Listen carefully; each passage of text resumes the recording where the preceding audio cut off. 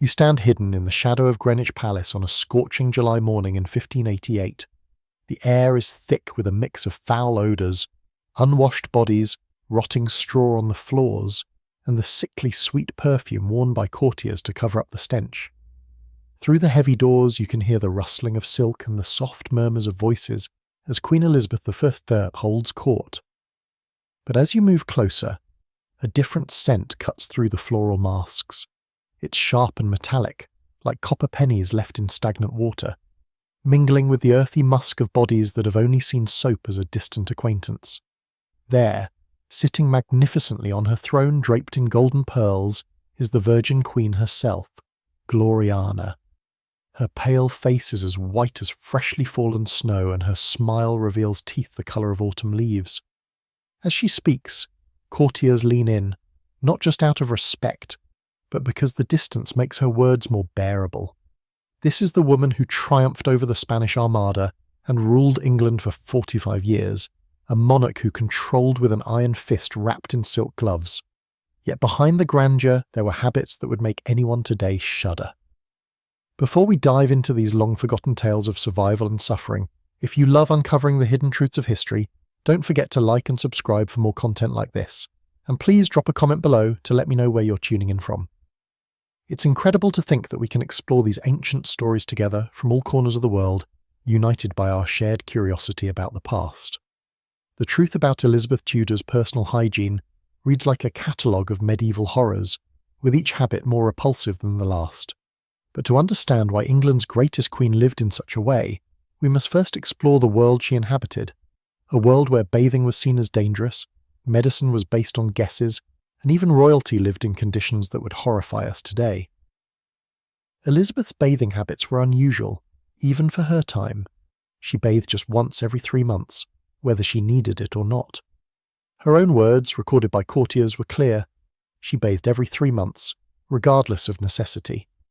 Most of her subjects went for months, even years, without a bath, believing water opened the pores and made the body vulnerable to disease and evil spirits. When Elizabeth did bathe, it was more of a spectacle than a simple cleansing. Servants would haul large copper tubs into her private quarters, filling them with water that had been heated over massive kitchen fires. This water came from the Thames, already tainted by the growing waste of London's population. The river water was murky, thick with sewage, dead animals, and industrial runoff from the city's workshops and tanneries. The soap of the time was a crude mixture made of animal fat, wood ash, and lye, a substance more likely to strip skin than clean it. The fat, usually from pigs or cattle, was often rancid. The ash, collected from palace fireplaces, carried soot and residue. When combined with lye, it created a soap so harsh it could remove skin along with dirt. But with 3 months between each bath, Elizabeth's body accumulated layers of sweat, dead skin, and the various substances she used to mask her scent. By the time her next bath came around, her courtiers could smell her coming long before she entered a room. In 1579, court records revealed an incident that illustrated just how unbearable the Queen's scent had become. The French ambassador, in a letter to his king, complained that he had to hold a pomander filled with herbs to his nose just to endure an audience with the Queen. He even mentioned that the Queen's odour was so overwhelming that the ambassador's wife fainted during a formal dinner, not from the heat, as was officially reported, but because of the stench emanating from the royal table. And then there were the Queen's teeth, a dental disaster that shocked all of Europe. Elizabeth's teeth became a subject of widespread gossip and diplomatic concern, marking a low point in her public image that even the greatest monarch could not hide. By the time Elizabeth reached her 40s, her teeth had turned completely black from decay. The sight of her smile became so unsettling that foreign ambassadors would send detailed reports back to their countries about it. The cause of her dental issues began with her insatiable craving for sugar. In the 16th century, sugar was rarer than gold, making it a luxury and status symbol. Elizabeth's daily diet consisted of marzipan, sugared violets, candied fruits, sweetened wines, and more. She would snack on sugar throughout the day, letting the crystals slowly dissolve in her mouth, bathing her teeth in sugar for hours. At the time, there was no concept of dental hygiene. No brushing, no flossing, no regular cleaning. The best care she could receive was occasional rinsing with wine or rosewater, which unfortunately contained sugar and only sped up the decay. By her 30s, Elizabeth's teeth began to turn brown, eventually darkening to deep amber and then to black as the decay worsened. Contemporary accounts describe how her teeth would sometimes crumble when she bit down, leaving blackened enamel fragments on her lips. The pain was excruciating, and she sometimes struggled to eat solid food for days, subsisting on broths and liquid medicines. Court records even show her holding her hand to her jaw during public appearances, a signal courtiers recognised as a sign of her dental suffering. Dr. John Dee recommended grim treatments like rinsing with urine, crushed pearls mixed with wine, and applying hot iron to her jaw to burn away the corruption. By her 50s, Elizabeth had lost several teeth completely, and the remaining ones were loose in their sockets. Her breath became legendary for its foulness. Courtiers described it as smelling worse than a battlefield after days of sun, a stench that clung to the air long after she had left the room. In 1590, the Venetian ambassador wrote, "The Queen's teeth are so black and rotten that it's a wonder she can speak. The smell from her mouth forced me to breathe through my mouth during our entire audience." Then there was the wig horror show. Elizabeth's iconic red hair, once the envy of many, was mostly gone by her 30s, hidden beneath wigs that came with their own hygiene problems. The hair loss was a result of the lead-based cosmetics she used to maintain her pale complexion, as well as the various treatments she applied in a vain attempt to restore her natural locks. The wigs were made from the hair of peasant women who sold their hair to support their families.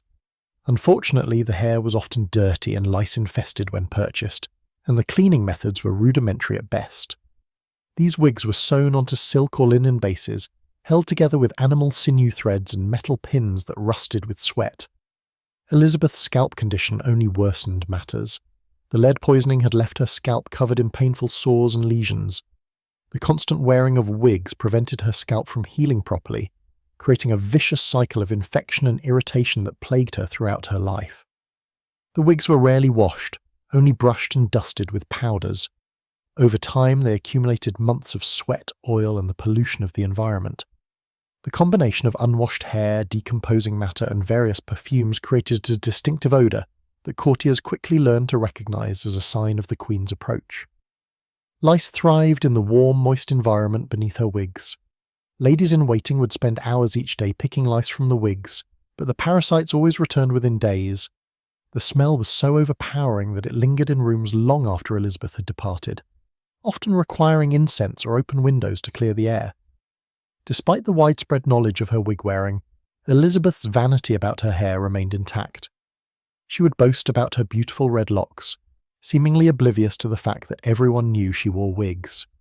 Foreign ambassadors were quick to write about the Queen's hairpieces, often with barely concealed amusement. Her iconic white veil, which became a symbol of her beauty, was achieved through daily applications of a mixture called suze, made of white lead and vinegar. This concoction, although it gave her a porcelain complexion, was slowly poisoning her. Another tragic consequence of Elizabeth's beauty regimen. Every morning, Elizabeth applied a toxic mixture known as suze, a concoction of white lead and vinegar, to her face.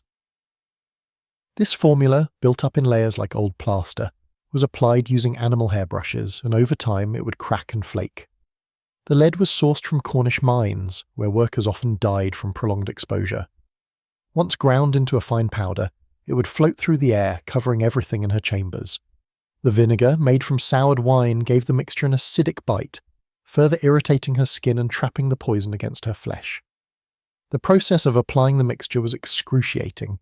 It burned as it was applied, causing Elizabeth's eyes to water and her skin to redden. She had to remain still for up to an hour while it dried, unable to speak, eat, or drink. When suze dried, it formed a beautiful but deadly mask. The white surface appeared smooth and pale, but underneath, her skin was being slowly destroyed. The mask cracked throughout the day, requiring frequent touch-ups and careful mirror checks. Elizabeth never fully removed her makeup. Instead, she layered fresh suze on top of old layers, creating a build-up that could become several layers thick. When she did attempt to remove it, hardened suze had to be scraped off with ivory combs, often pulling skin along with it, leaving bloody scratches that were quickly covered by fresh layers the next morning. The lead poisoning took its toll on her health. Elizabeth began to suffer from chronic fatigue, memory issues, and frequent mood swings. Her hair began falling out in clumps, and her teeth became loose and discoloured. She also developed a persistent metallic taste in her mouth, which she tried to mask with sweet wines.